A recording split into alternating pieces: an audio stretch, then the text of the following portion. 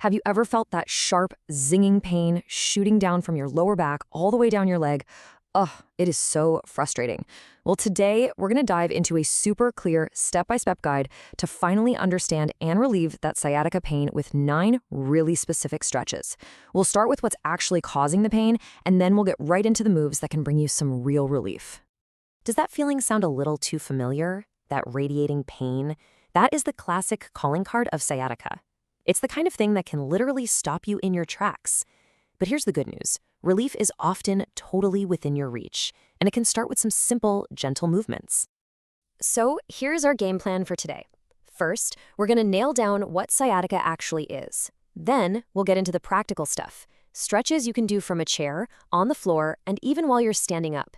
And we're going to wrap it all up with some absolutely crucial advice from the experts to make sure you're doing all this safely and effectively. Right, so before we jump into the solutions, let's get a really clear picture of what's causing this pain in the first place.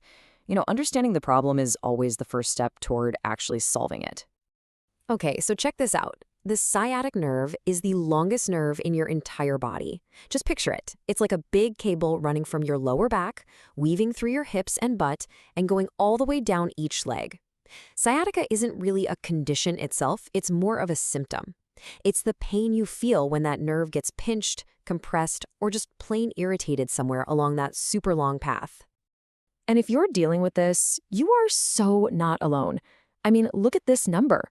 Up to 40% of people will experience sciatica at some point in their lives. So yeah, it's incredibly common. So, what's causing all that pressure on the nerve? Well, it could be a few different things. A ruptured or herniated disc is a really common culprit. Sometimes the spinal canal itself just gets narrower, which is a condition called spinal stenosis. Of course, a direct injury can do it too. And then there's this interesting one called Piriformis syndrome. That's where a deep muscle in your butt spasms and basically traps the sciatic nerve. Okay, now for the part you've been waiting for. Relief. Let's start with 3 simple but oh-so-effective stretches you can do without even getting out of your chair. This is perfect if you're at the office or if the pain just makes it tough to get down on the floor. First up, the seated glute stretch. Right from your chair, just cross your right ankle over your left knee. Now here's the key. Keep your back straight and gently lean forward. You should feel a nice stretch deep in your glutes. This move targets those exact muscles that can tighten up and put pressure on that sciatic nerve. Just hold it for about 15 to 30 seconds, breathe, and then switch sides. Next up is the sitting spinal stretch. So with your legs out, bend your right knee and plant that foot on the floor but outside your left knee. Then you're going to use your left elbow as a lever to gently twist your body to the right. It's a brilliant little move that helps create some space in your spine, which can take the pressure right off that nerve. Hold for 30 seconds, do it 3 times, and then switch. And for our last seated stretch, we've got a basic forward bend. Just cross the leg that's giving you trouble over the other knee. Again, keep that spine straight and lean your chest forward. Now, the most important thing to remember here, and I mean the most important, is to stop immediately if you feel any sharp pain. The goal is a gentle stretch, not agony. Hold it for 30 seconds and then do the other side. This quote from Dr. Mark Kovacs really explains the why behind what we're doing. He says, the key is external hip rotation. Every single one of these stretches is designed to do exactly that, to open up the hips, create some space, and take that pressure off the sciatic nerve. Makes sense, right? All right, let's take this down to the floor. Here are 3 more stretches you can do while lying down, which is often a really comfortable and stable way to get a good stretch in. The figure 4 is a total classic for a reason. So lie on your back with your knees bent and cross your right ankle over your left thigh. This is such a fantastic way to open up the hips and really get at that piriformis muscle we talked about earlier. The one that can clamp down on the sciatic nerve. You can just let gravity do most of the work here.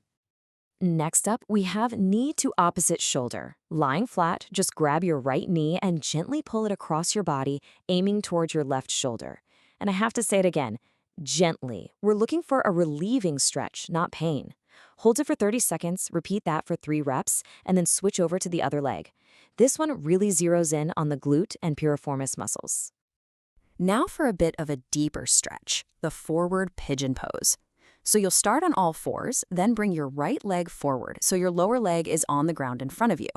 Stretch that left leg way back behind you, sit up nice and tall, Take a big breath, and as you exhale, just lean your body forward over that front leg. Oh yeah, this one really gets into those deep hip rotators. Can't get on the floor? Hey, no problem at all. Here are 3 more stretches you can do while you're standing, which are perfect for taking a quick break during your day. Tight hamstrings are a huge contributor to sciatica for a lot of people. For this stretch, just place your foot up on a chair or a step. Keep the leg straight, flex your foot back towards you, and gently lean forward. Don't push it. Just go until you feel that nice stretch. Hold it for at least 30 seconds. This is basically the standing version of that figure 4 stretch. Cross your ankle over the opposite knee, and then, like you're about to sit down in a chair, lower your hips down. And hey, use a wall for balance if you need it. No shame in that. Keep your back straight and just hang out there for 30 to 60 seconds. You will really feel this one opening up your hip. And finally, the scissor hamstring stretch.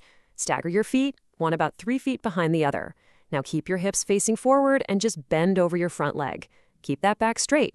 This helps loosen the hamstring right where it attaches up near your pelvis, which can relieve a ton of pressure. It's just a short hold, 5-10 seconds, repeat it a few times. Perfect.